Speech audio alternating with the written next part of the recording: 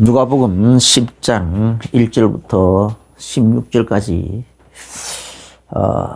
이건 이제 70인을 예수님께서 선별해 가지고는 파송하는 장면이죠. 파송하시면서 그들에게 이것저것을 말씀하시는 내용입니다. 그래서 이 70인은 뭐냐? 예수님께서 왜 파송하느냐? 각 동네마다 그 지역의 공중권세 잡은 자가 있잖아요. 그래서 그 동네의 공중권세 잡은 자와의 영적인 전쟁을 위해서 지역 사령관으로 파송하는 거예요. 그래서 이 70인은 영적 세계 지역 사령관으로 예수님께서 지금 파송하고 있는 겁니다. 그래서 이 예수님 당시에는 이제 이렇게 했는데, 이거 오늘날에는 교회 안에서, 이제, 이 교회 안에서, 이제, 중직자들이라, 이제 이렇게 또, 직분자들, 중직자들, 이런 분들이, 이런 분들에게 사실 하나님께서 궁극적인 사명으로, 그죠? 절대적이고, 인 사명으로 하나님께서 이렇게 주시는 거예요. 그런데 대부분 어떻게 해 좋을지 몰라가지고 모르고, 또 몰라서 못하고, 또 자신이 없어서 못하고, 또 능력이 없어서 못하고, 하기 싫어서 못하고, 대부분 그렇게 하고 있는 거죠. 그래서 사실은 그렇게 해야 됩니다. 9장에 보면 지난 주일 설교가 예수님께서 이 70인을 선발하는 작업이었잖아요. 하나님 나라의 일꾼으로서 쓰임받기 합당한 일꾼은 어떤 자들이냐. 예수님께서 일일이 부르시고 선발하고 자원하는 사람들, 또 예수님 부르는 사람들, 그들을 일일이 생각들을 치유를 해가지고, 고칠 부분은 고쳐가지고, 그래가지고 이제 그들을 내보내시는 거죠. 그래서 49절부터 50절에 보면은, 9장 49절부터 50절에 보면, 예수 이름을 부르는 모든 종류의 사람들, 다 하라. 포용하라고 한 거죠. 뭐, 네 편, 내 편, 뭐, 이렇게, 우리 편, 막, 이런 식으로, 당을 짓지 말라는 거죠. 또, 벽을 쌓지 말라. 그랬죠. 또 51절부터 56절에 보면은, 들뜨지 말고 설치지도 말고, 이렇게 마음에 상처 있는 사람, 너를 그냥 거절하는 사람, 왜 거절하는지, 왜 거부하는지, 그냥 그런 사람을 미워하고 분노를 품지 말고, 왜 그 사람이 그렇게 될 수밖에 없었는지, 그 마음의 내면을 들여다보고, 할 수만 있으면 그 마음의 상처를 치유를 해주라. 그 마음의 상처를 보듬고 치유를 해주라는 거죠. 오히려 그냥 복음 안 받아들인다고 막 확실히 막 박살 내볼까 보다 막 이런 식으로 하지 말라는 거죠. 그 다음에 이제 57절부터 58절에 보면은, 세상적인 영광을 구하려고, 하지 말라는 거예요. 이 복음 전하는 자에서 복음 전하다 보면, 이제, 이렇게 자기 십자가를 지려고 하는 자세를 그런 마음의 자세를 가지고 나가라는 거죠. 그래서, 하다 보면은, 이제 뭐, 세상적인 영광을 구하려고 하다 보면은, 그런 걸 자꾸, 시험에 들게 돼 있다라는 거죠. 그 다음에 59절부터 60절에서는 부모님 장례를 지내고 오겠다고 하는데도 예수님은 그걸 이제 허락지 않으셨어요. 그래서, 산자의 일과 죽은 자의 일을 구별하라는 거죠. 그럼 죽은 자의 일이 뭐냐? 예수 안 믿고 죽은 사람. 그러니까, 부모까지도, 왜 그렇게 했을까? 구원받을 기회는 살아있는 동안이에요, 이미 죽었으면 구원받을 기회가 날아가 버리고 없어요. 그래서 구원받지 못하고 죽었으면 그는 이미 어디로 갔습니까? 음부 불꽃 가운데 들어갔다. 그리고 지옥까지 간다. 지옥 간다. 그것은 어떻게 돌이킬 수가 없어요. 방법이 없는 거예요. 그래서 부모가 그런 식으로 예수 안 믿고 죽었으면 그동안 그 전에 복음을 전하지 못했던가. 그걸 안타까이 여기고 다시 우리 부모 같은 사람이 다시는 나오지 않게끔 해야 되겠다라는 생각을 가지고 산 사람들에게, 아직 살아있는 사람들, 예수 믿을 기회가 남아있는 사람들에게 열심히 가서 복음을 전하라는 거예요. 장래, 이제 죽은 사람은 또 다른, 복음 없는 사람들, 구원받지 못하는 사람들에게 그냥 그런 사람들이 장래 지내도록 내버려 두고, 그렇게 중요한 것이 아니지 않느냐. 정말로, 너희 부모님이 예수 안 믿고 죽었다면, 그리고 지옥에 가는 그게 너무 억울하고 슬프게 느껴진다면, 그 억울함과 슬픔을 가지고 더 열심히, 더 시급하게 다른 살아있는 사람들에게, 살아있는 사람은 살아있는 동안에는 구원받을 기회가 있지 않느냐 말이에요. 그래서 산자는 구원받을 기회가 남아있는 산자들에게 복음 전하는 일, 생명의 복음 전하는 일, 그게 산자의 일이고 생명이 있는 자의 일이라는 거예요. 그 다음에 61절부터 62절에 가족들에게 작별 인사까지 하고 오겠다고 하는 것도 예수님이 막으셨어요. 손에 쟁기를 잡고 뒤를 돌아보는 자는 합당치 않느니라. 참, 그래서 가만히 생각해 보면, 나도 이제 청년 때 예수님 믿고, 이제 군대에서 예수님 믿고, 그 다음에 이제 쭉 지나오면서 여러 목회자들을 많이 봤는데, 이 가족들에게 잡혀가지고, 가족들에게 마음이 잡히고, 그리고 뭐 행동이 마음이 잡히니까 행동까지 제약을 받아가지고, 그래가지고 목회에 온전하게 자신을 들이지 못하는 그런 모습들 참 많이 봤어요. 참 많이 봤는데, 그게 남의 일인 줄 생각했는데, 지나고 보니까 나는, 그래도 나 자신을 합리화시키고 많이 있었는데, 나는 그러지 않겠지라고 했는데, 이제 지난 주일 설교 준비하다 보니까, 진짜 나도 그렇더라고. 나는 이제 목회는 계속 하고 있으니까, 나는 잘하고 있다라고 생각했는데, 지난주일 설교 준비하다 보니까, 이게 깨달아지더라고요. 하나님께서 나를 선교사로 부를 때에, 부르시는데, 그게 명확하게 드러나고 있는, 선교사로 부르시고 있는 것이 명확하게 드러나고 있음에도 불구하고, 내가, 가족들, 이제, 그것 때문에 핑계대면서, 이제, 핑계도 아니죠. 사실은, 나를 옴짝달싹 못하게 얽매이는 일인데, 그걸 내가 잘라내지 못하고, 결단을 내리지 못하고, 그렇게 했구나. 그래서, 그것 때문에 내가 쓰러졌는데, 원인을, 지금도 그 원인을 알 수가 없어요. 원인을 알 수 없는, 그런 것으로 쓰러졌고, 그것 때문에 이제 외국으로 나가지도 못하고, 선교 연주로 나가서 강의도 못하고, 물론 이제 목회도 거의 제대로 못하고, 그래가지고, 이제 있던 교인들조차도 점점 흩어져 가버리는 그런 상황을 맞이했죠. 지금이 이제 척추 수술을 했는데, 이 척추 속에, 뭐가 생겨가지고, 이제 그렇게 대수술을 하고, 지금도 이렇게 서서 설교하지 못할 정도로, 아직도 이제 이런 상황인데, 이것도, 이 병도 원인을 알 수 없다고 했어요. 이것도.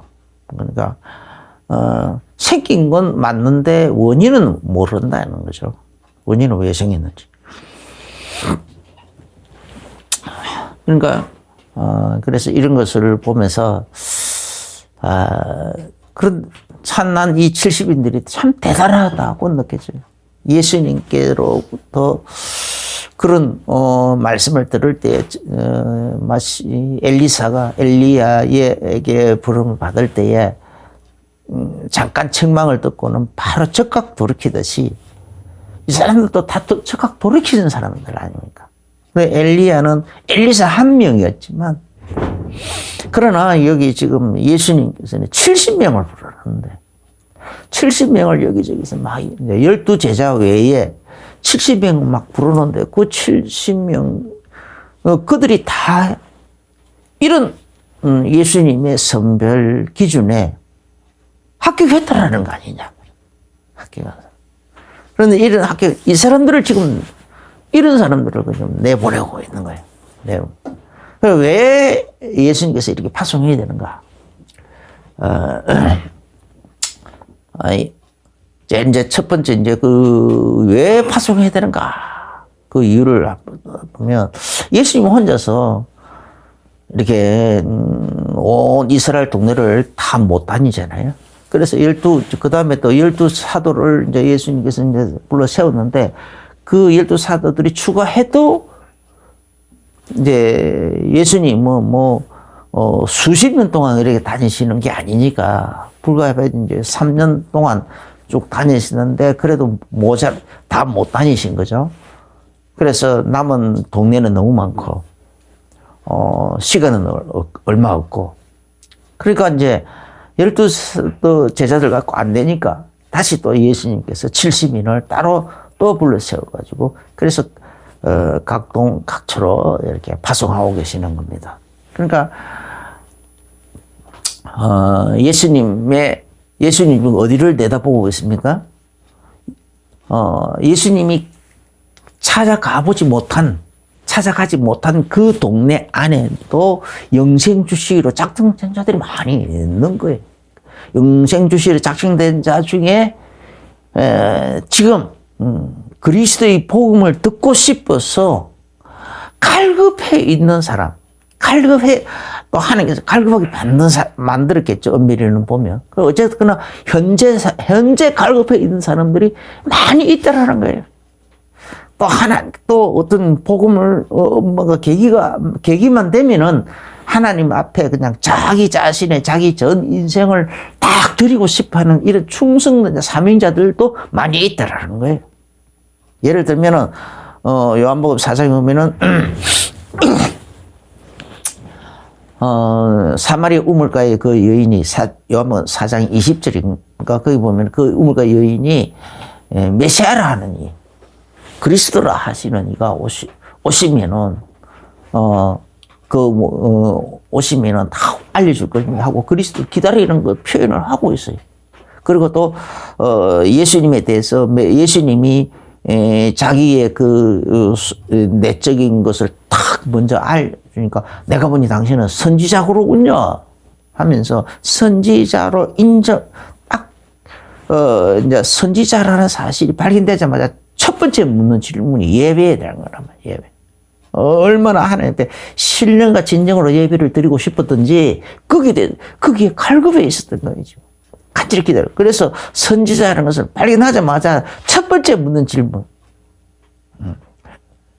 예배에 대해서 물어보는 겁니다.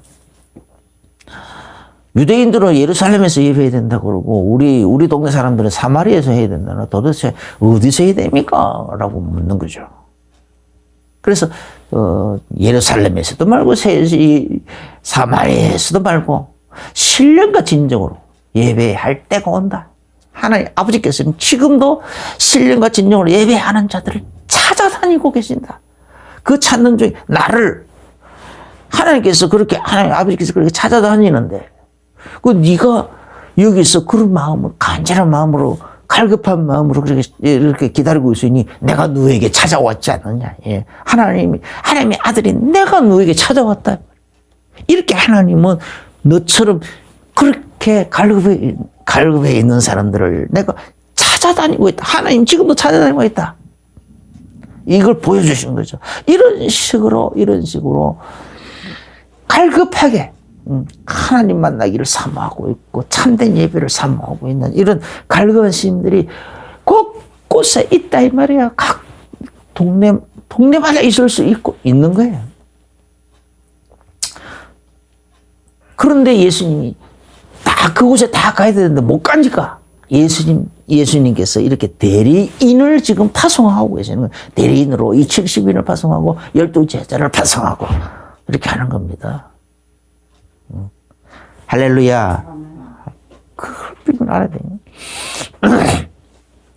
그래서 2절에서 예수님께서 뭐냐. 이제 그 상황이, 그래서 시간은 없는데, 이렇게 예수님께서 눈을 들어, 다 영적으로 눈을 탁 들어서 세상을 한번 쫙 훑어보니까, 2절에 뭡니까? 추수할 것은 너무 많다. 이런 식으로 지금 그 마음이, 심령이 다 하나님 앞에서 잘 익어가지고, 이렇게 막 있는 사람들이 너무 많다. 이 칼급에 있는 사람, 충성에서 사명자들이 너무너무 많이 있는데, 누군가 가가지고 그들에게 복음을 전해주는 사람이 없다. 이거 얼마나 다. 그래서, 추수할 것은 많대. 일꾼은 너무 적다.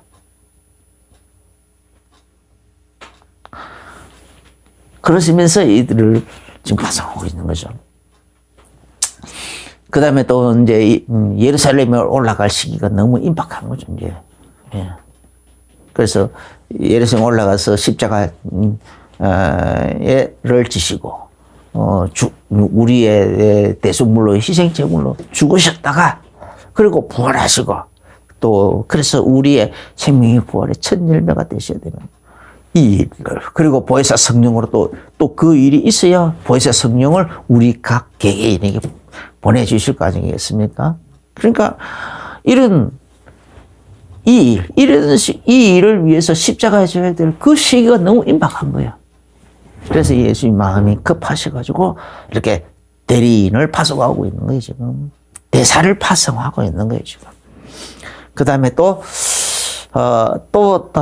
다른 이유로는, 예수님 이후부터, 예수님 이제 십자가 지신 그때 이후로부터, 이제 예수님 재림하시는 날까지, 이 전도의 일이 계속 돼야 되는 거예요. 지속이 돼야 되는 거예요. 그런데 그 전도 일이 계속 지속돼야 되는데, 날마다 뭐 제자들처럼 그렇게 막 자기 일을 다 제껴주고 이제 복음만 이렇게 전하도록 하는 거, 이렇게 뭐 오늘날 지으면 목사만 있어가지고는 복음이 안 전해진단 말이에요. 그래가지고는 아닌 거죠.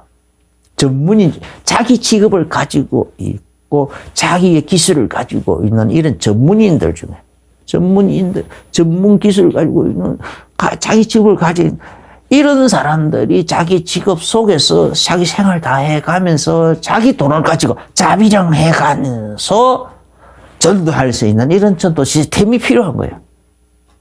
그 전도가 지속될 수 있는 전도 시스템들이 필요한 거예요. 그걸 보고 70인이라고 하는 거예요. 70인. 그래서 그래서 이런 사람들이 이걸 보고 지교회라고 그러기도 하고 미션홈이라고 그러기도 하고. 그런 거예요. 그래, 이런 전도 시스템이 필요한 거예요. 그런 시스템들이 사실 지금까지 많이 숨겨졌었죠. 그런데 다행히도 지금 우리가 살고 있는 이 시대에 다락방 전도라는 것을 통해 가지고 이렇게 전도자를 통해서 이게 지금 밝게 드러난 거예요, 지금. 한번 자세히, 참 다행이죠. 그래서 이제 우리 이제 각 사람들마다 적어도 우리 이제 예수 먼저 믿었던 사람들은 적어도 다락방은 해야 되고, 그 다음에 이제 미션홈, 전문교회, 지교회, 이거 다 해야 되는 거예요.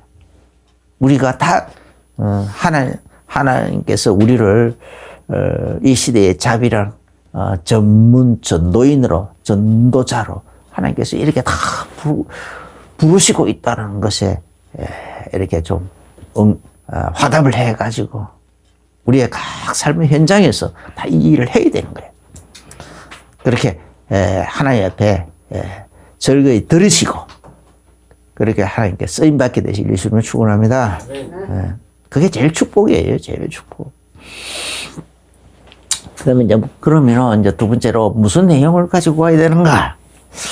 5절부터 6절에 보면은 평안이에요, 평안. 먼저 어느 곳에 가든지 평안을 먼저 버리라. 그리고 평안을 받을만 하면 그 집이 평안을 받을만 하면 너희 빈 평안이 그 집에 임할 거고 임할 거다. 그렇게 합당하지 아니하면 너희 빈 평안이 너희들에게 들어올 것이다. 그럼 왜 평안, 먼저 평안부터 말씀하셨을까? 평안, 왜 그랬습니까? 영적인 문제들이 너무너무 심각하니까. 그 시대나 지금 우리가 살고 있는 이 시대나 다 이 사람들의 영적인 문제 너무너무 심각한 거예요. 가는 곳마다 막 귀신 문화로 가득 차 있잖아요. 우상 문화로 가득 차 있잖아요. 그러다 보니까 귀신에게 시달리는 사람 너무 많고 이 영적인로 시달리고 있는 사람 너무너무 많은 거예요, 지금. 이 영적인 병, 마음의 병, 그 영적인 병, 마음의 병이 있다 보면 그것 때문에 또 육신의 병까지도 오는 거거든요. 그래서 이 평안의 복음, 평안부터 먼저 전하는 것은 예수님은 바로 이런 영적인 문제, 영적인 문제로 인해서 온 이 문제의 해결자로 오신 분이 예수님이시다. 그 해결자로 오시겠다. 하나님께서 그리스도를 보내주시겠다. 메시아를 보내주시겠다. 그걸 이제 창세기 3장 15절 그때부터 이 언약을 주셨지 않습니까? 여인의 후손으로 와서 뱀의 머리를, 뱀의 권세를, 사단의 권세를, 이 마귀의 권세를, 귀신의 권세를 박살을 내고 거기에 이 영적인 문제에 시달릴 수밖에 없던 우리들을 거기서 건져내시겠다라 이 말이에요. 할렐루야. 이게 이 창세기 3장 15절 언약이란 말이에요. 예수님이 우리의 희생 제물로 오셔가지고 그 희생 제물로서 그 희생을 당해 가시면서 그런 희생을 우리를 위하여 희생 제물을 자기 자신을 내주어서 그래서 우리를 괴롭히고 있던 우리를 지배하고 있던 마귀의 권세, 사단의 권세, 귀신의 권세를 박살내고 거기서 우리를 건져내시겠다, 구원하시겠다. 이게 창세기 3장 15절 언약인데 이때로부터 시작해가지고 이와 같은 이 언약 창세기 3장 15절부터 이어지는 그 희생제물, 희생제사의 그 언약을 수천 년 동안 수도 없이 많은 일을 가지고 계속 설명하고 있고 증거하고 있고 또 증명을 하고 있고 아주 각인되고 뿌리가 내리도록 체질 속에 뿌리가 내리도록 사상이 되도록 그러니까 계속 얘기하는 것이 구약 성경이라고 해요. 구약 성경. 수천 년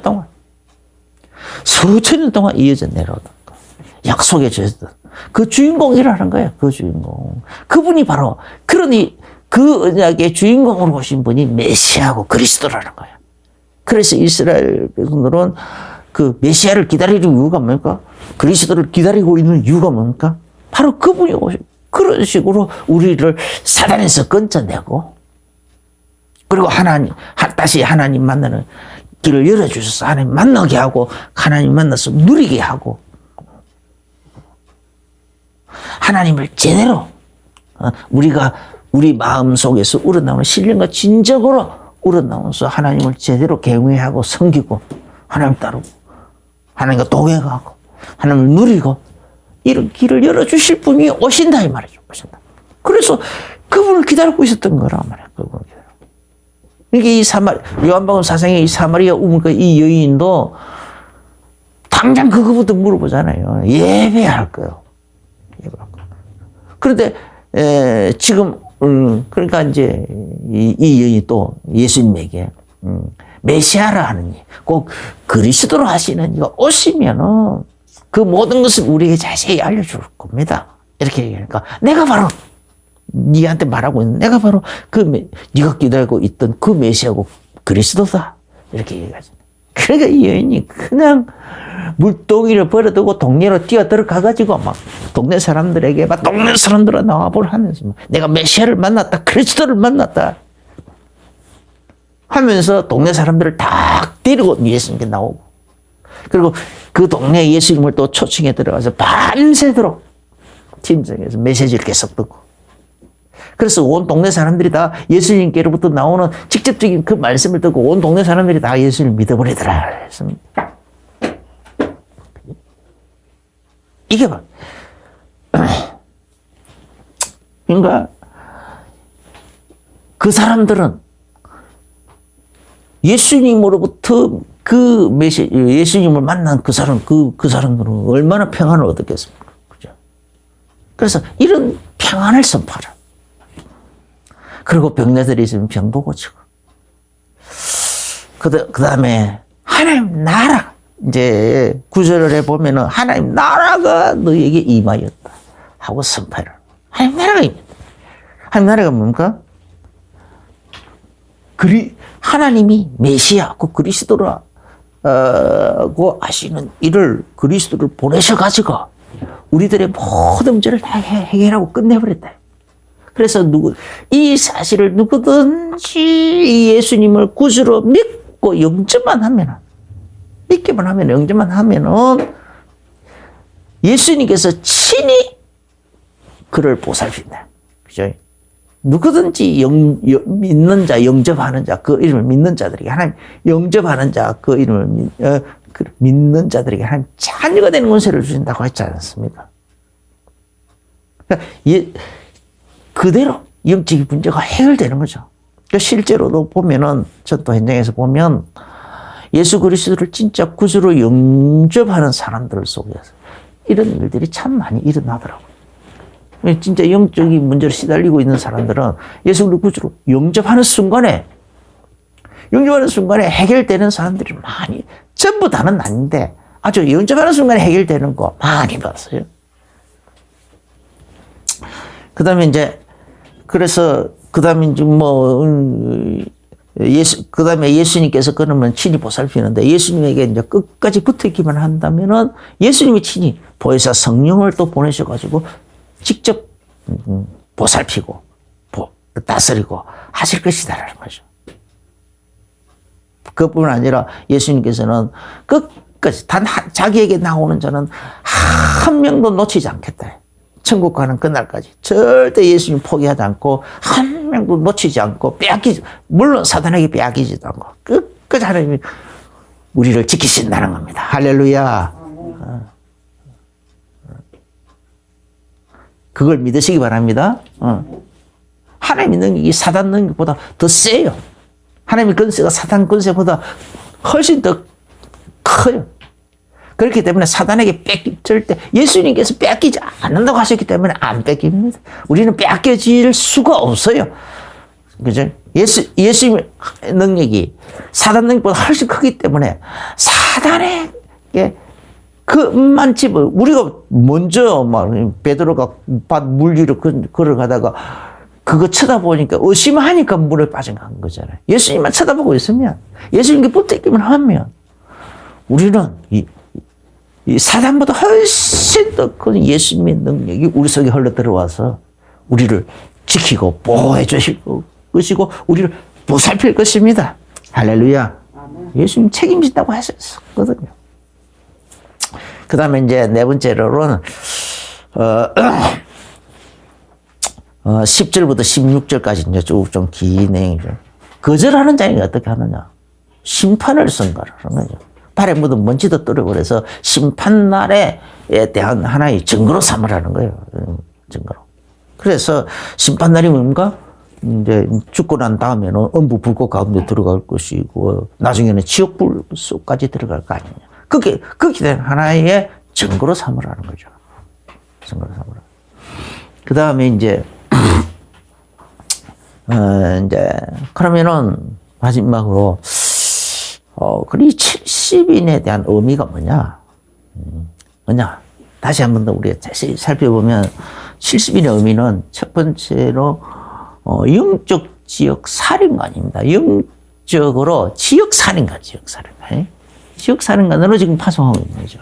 아까도 얘기했지만 현재는 그래서 우리를 하나님은 지금 우리 예수 믿는 모든 사람들은 내가 살고 있는 그 동네에 하나의 영적인 지역 살인관으로 예수님은 우리를 지금 다 파송하는 거예요. 내가 이것을 아멘으로 받아들이기만 하면 그때부터 하나님은 아멘 받아들이고 그때부터 내가 이 역할을 갖나 그때부터 이제 실제로 공중군세 잡은 자들을 향하여 전쟁을 선포하고 막 복음을 이렇게 이 70인처럼 복음을 전하겠다 하고 이런 복음을 내가 제대로 전해야 되겠고 영주시로 작정된 갈급한 자들을 찾아가지고 복음을 전하고 또 그를 양육하고 막 이렇게 보살피고 해야 되겠다. 복음으로 보살피고 이렇게 해야 되겠다. 양육해야 되겠다.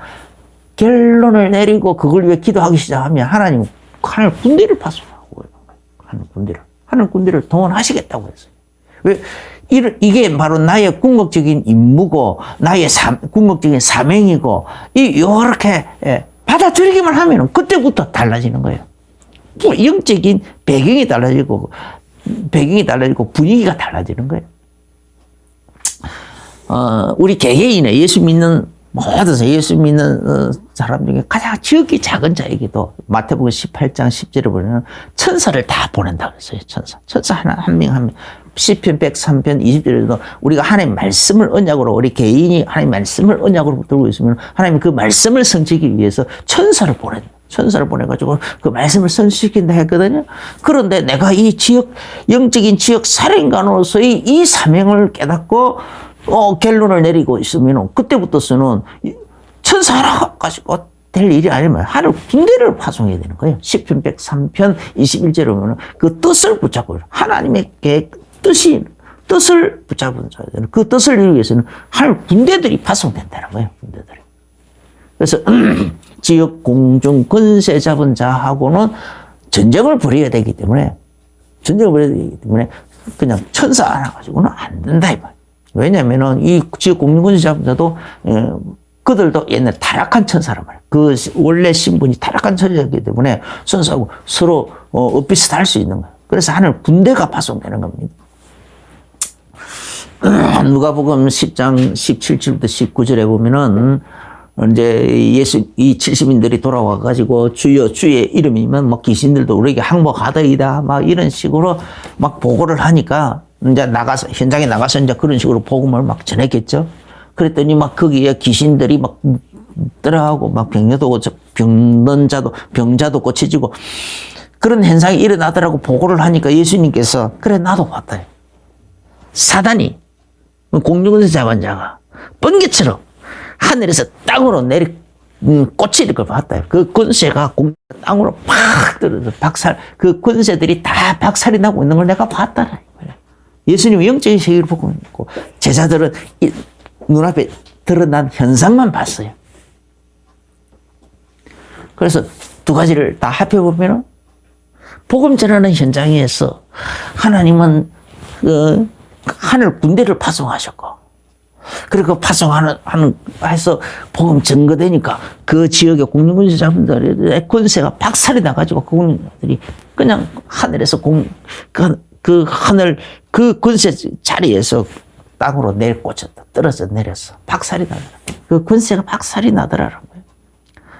이제 실제로 다니엘서에 보면 다니엘서 10장 12절부터 13절에 보면 다니엘이 그 민족을 위해서 아주 빡세게 기도하는데 회개하면서 빡세게 기도하니까 하나님이 그 민족의 장래 일에 대해서 하나님이 미리 이제 다니엘은 기도하는 첫날에 하나님이 응답을 하셨지만은 오는 중간에 공중권세 잡은 자가 그 지역의 공중권세 잡은 자가 누구냐?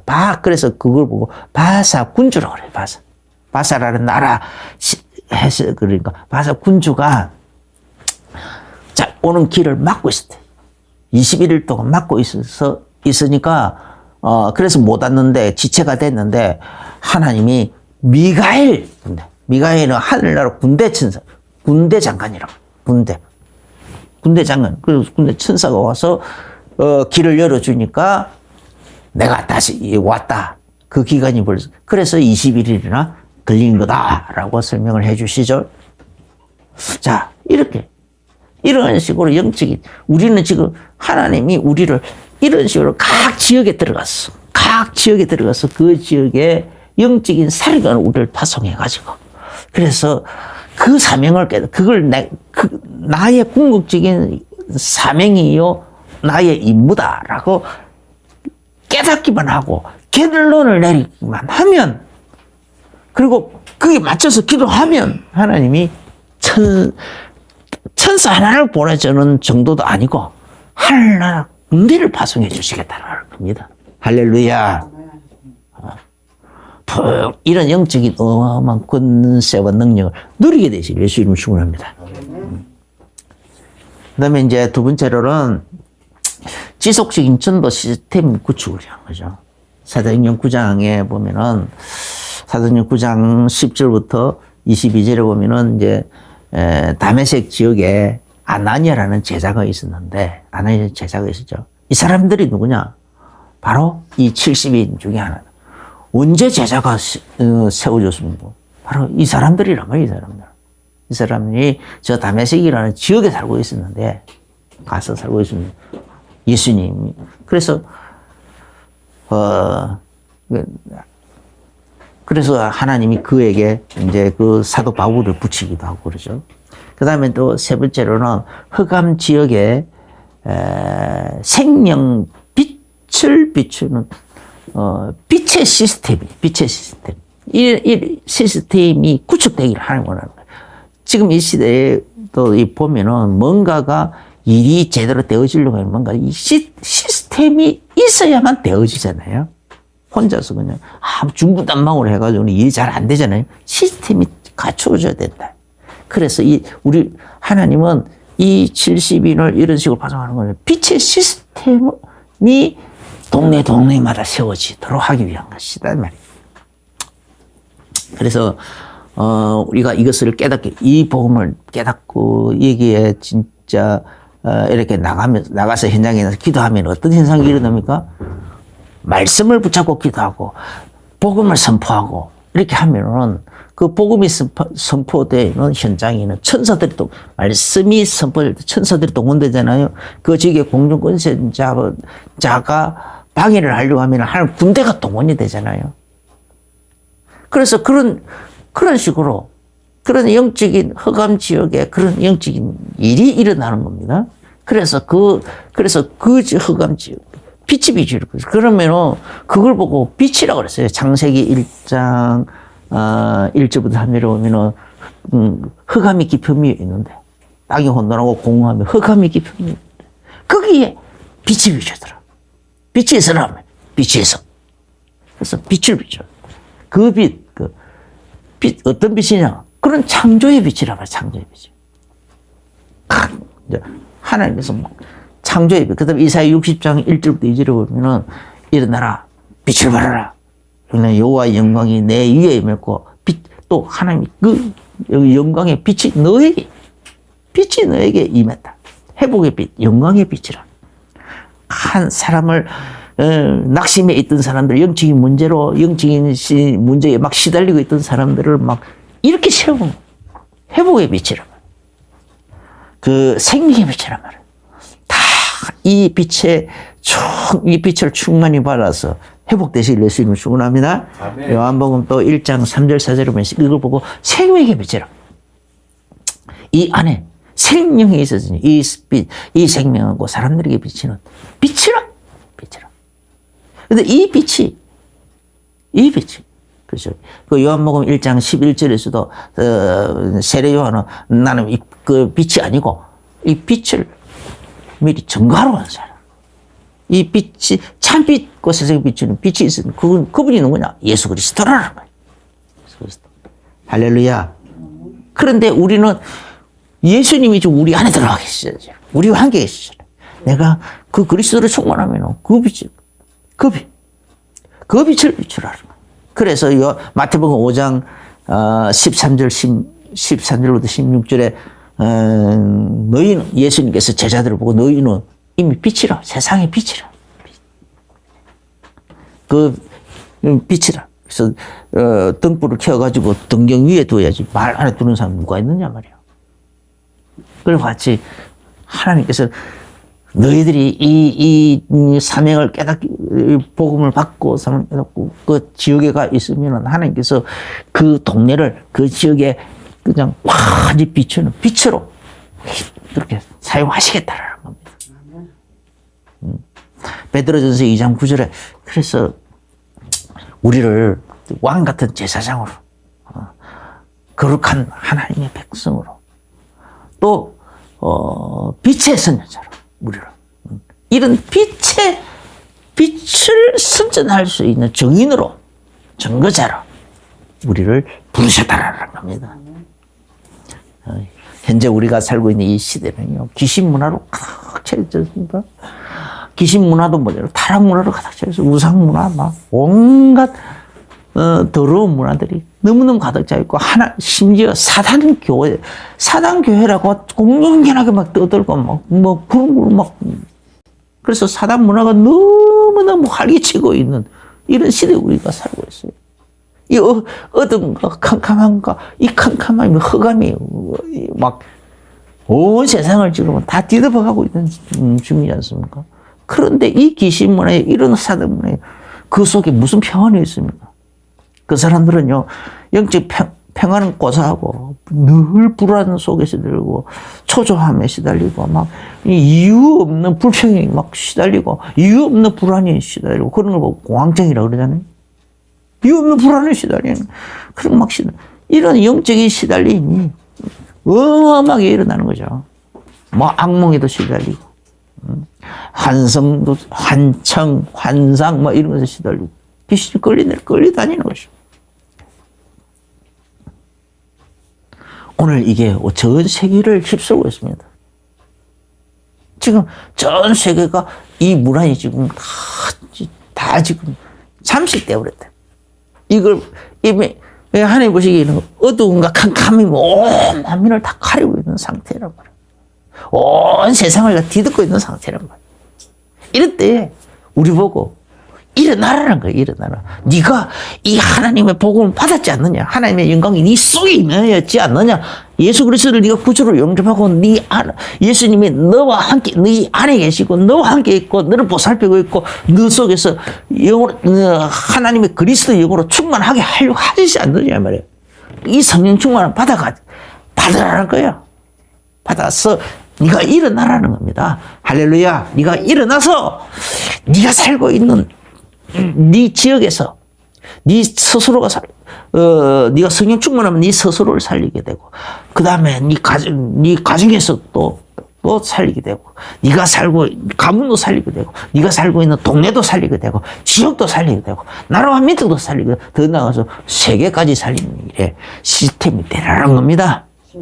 그렇게 되시기를 예수 이름으로 축원합니다. 기도하겠습니다. 주 예수님 감사합니다. 오늘 우리를 70인 제자처럼 지역의 영적인 살인관으로 파송하고 계시는 우리 말씀을 들었습니다. 아멘으로 받고 온전히 우리 자신을 들여 헌신하게 하여 주옵소서. 하나님의 명령에 하답하여 우리가 지역 살인관으로 다 떨치고 일어날 수 있도록 축복하여 주옵소서. 예수님 이름으로 기도합니다.